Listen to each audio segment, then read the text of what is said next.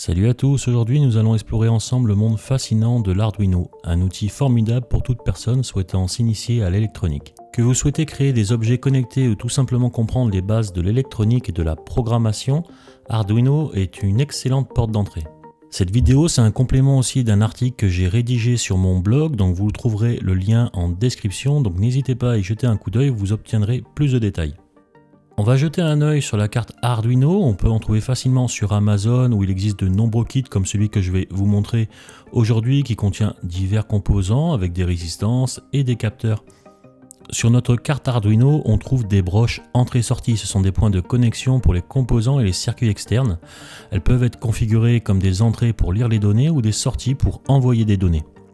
Il y a deux types de broches, numériques qui envoient ou reçoivent des signaux, tout ou rien, et analogiques qui lisent des signaux sur une plage de valeurs continues. Pour alimenter notre Arduino, nous avons plusieurs options, y compris un câble USB ou une source d'alimentation externe, le câble USB qui va aussi nous servir pour téléverser notre code. On va passer à la programmation. Pour commencer, il suffit de télécharger, d'installer l'IDE Arduino sur le site officiel. Je mets les liens dans l'article, bien sûr, et tout est expliqué. Ensuite, on connecte notre Arduino à l'ordinateur, on sélectionne notre carte dans l'IDE et on téléverse notre code. Si vous êtes habitué au langage C, vous n'allez pas être dépaysé sur Arduino, mais si vous êtes nouveau dans le monde de la programmation, j'ai fait une série sur le langage C, je vous invite à consulter du coup ma série, je mets le lien en fiche et dans la description. Donc dans un sketch Arduino, pour Arduino on appelle ça des sketchs, nous avons généralement deux fonctions principales, la setup et la loop. La première s'exécute une fois au démarrage du programme, la seconde elle tourne en boucle jusqu'à ce qu'on coupe l'alimentation de notre Arduino. On va commencer par un exercice simple, c'est faire clignoter la LED qui est intégrée. Le câble USB fourni, on le connecte à notre ordinateur et à notre carte Arduino. Et dans l'IDE, dans la liste déroulante, il nous suffit de choisir notre carte. La LED interne à la carte Arduino est liée à la broche numéro 13. Donc dans le code disponible dans l'article, vous pouvez faire clignoter directement la LED interne. Pour cela, il vous suffit juste de prendre le code, le copier dans l'IDE et de téléverser ensuite votre code. Et à ce moment-là, vous devriez voir la LED clignoter. On va maintenant essayer de faire le même exercice, mais en utilisant directement une vraie LED qu'on va ensuite mettre sur une breadboard, donc c'est une plaque d'essai. Mais on verra ça plus tard parce que bien avant, on va voir juste la tension, le courant et la résistance. Ce sont les trois piliers de l'électronique. La tension, c'est la force électrique qui pousse les électrons à travers un circuit. Le courant est le flux d'électrons dans un circuit et la résistance est la propriété d'un matériau qui s'oppose au flux du courant. Il y a une loi fondamentale en électronique appelée la loi d'Ohm qui relie ces trois concepts. Il y a plus de détails sur mon blog, donc n'hésitez pas à aller voir. Maintenant, parlons un peu des résistances. Elles sont des composants cruciaux dans tout circuit électronique. Chaque couleur sur une résistance correspond à un certain nombre qui nous donne la valeur de la résistance. Le schéma, je vous ai mis les deux premiers anneaux à gauche que l'on voit. Les deux premiers anneaux indiquent la valeur en chiffres. Le troisième est le multiplicateur et le quatrième anneau, il représente la tolérance. D'accord ? Il suffit du coup de suivre le tableau fourni directement par rapport aux couleurs qui nous donnent les valeurs et les multiplicateurs. Bien sûr, il y a l'article sur le blog. Pour plus d'informations sur le code des couleurs et des résistances, vous pouvez consulter l'article que j'ai mis en description. Nous allons également utiliser une plaque d'essai ou une breadboard pour construire notre circuit. C'est un outil qui est pratique, qui va nous permettre de construire des circuits électroniques sans avoir à souder, donc exactement ce que l'on veut pour des prototypes. Sur notre plaque, nous avons deux parties, les rails sur les deux extrémités et on a les lignes au centre. Les rails négatifs et positifs que l'on trouve aux extrémités nous permettent de faire circuler le courant. Au centre, nous avons les lignes et le courant passe de haut en bas et les lignes sont indépendantes exactement comme les rails positifs et négatifs au-dessus. Je vous ai mis de toute façon dans l'article un schéma et les explications également. Maintenant que nous avons couvert les bases, passons à notre prochain projet, faire clignoter une LED externe en utilisant une résistance sur notre plaque d'essai. Il existe également un outil en ligne qui vous permet d'émuler votre carte Arduino et même d'y mettre du code. Je l'explique également sur l'article de mon blog, vous avez le lien vers l'outil. Et là, à ce moment-là, on va par exemple pouvoir mettre notre LED avec la résistance. Donc je vous laisse choisir la résistance selon le calcul, vous avez les détails sur l'article. Et on connecte donc notre carte Arduino au rail positif et négatif. On met la résistance qui passe du rail positif à une de nos lignes qui est libre. Et ensuite, il suffit de connecter la LED. La partie la plus longue, partie positive, il faut que ça aille dans le sens que le courant qui sort de la résistance puisse aller jusqu'à la LED. L'autre broche se trouve sur une autre ligne et cette ligne-là, on la raccorde directement au rail négatif et là on a le courant qui circule et vous devriez avoir la LED qui s'allume. On va maintenant connecter un capteur de température à notre carte Arduino et on va construire un script afin de lire les valeurs de ce capteur.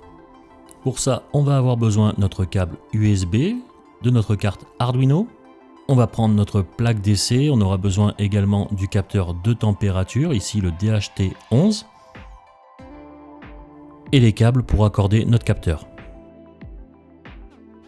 Pour cela, on met notre capteur de température sur notre plaque d'essai. Il faut que chaque broche prenne une ligne.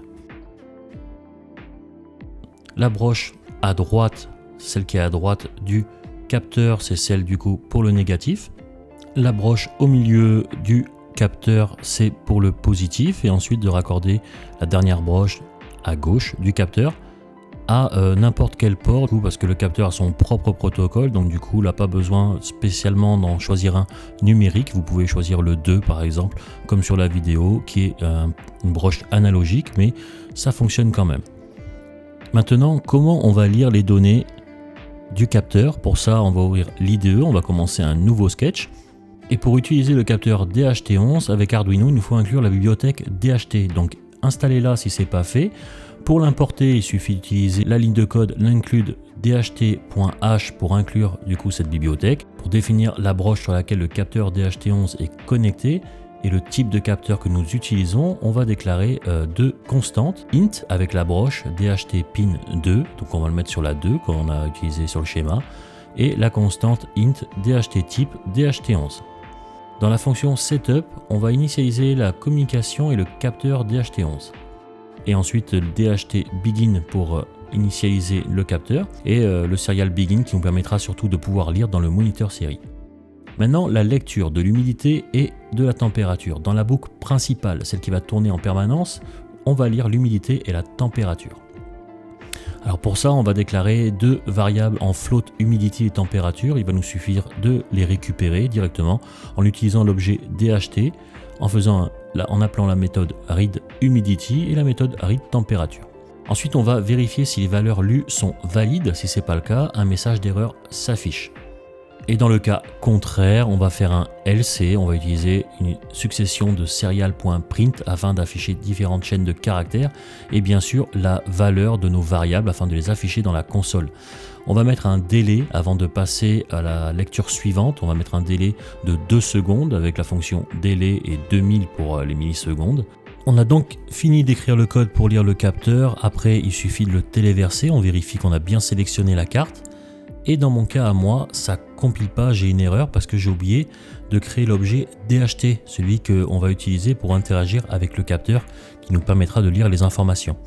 Pour ça, il faut rajouter la ligne après les deux constantes que l'on a créées plus haut. On rajoute la ligne DHT en majuscule et la fonction, on appelle la fonction DHT. Et on lui donne en paramètre les deux constantes qu'on a créées juste avant, DHT-pin et DHT-type. Après ça, on va pouvoir téléverser le code sur notre microcontrôleur et dès que ça compile et que c'est téléversé, on va pouvoir voir affiché dans la console l'humidité et la température toutes les 2 secondes à peu près comme on l'a programmé. Et voilà, on arrive à la fin de cette vidéo. On a exploré ensemble quelques-uns des projets de base qu'on peut réaliser avec Arduino. J'espère que cela vous a donné une bonne idée, ce que vous pouvez accomplir avec Arduino. Donc n'oubliez pas de consulter aussi l'article sur le blog. Il y a plus de détails et surtout tous les concepts qu'on a abordés dans cette vidéo, vous les retrouverez dans l'article et les codes. Merci de m'avoir suivi. Si vous avez aimé la vidéo, je vous invite à liker. Abonnez-vous si ce n'est pas déjà fait. Je vous dis à bientôt pour la prochaine vidéo.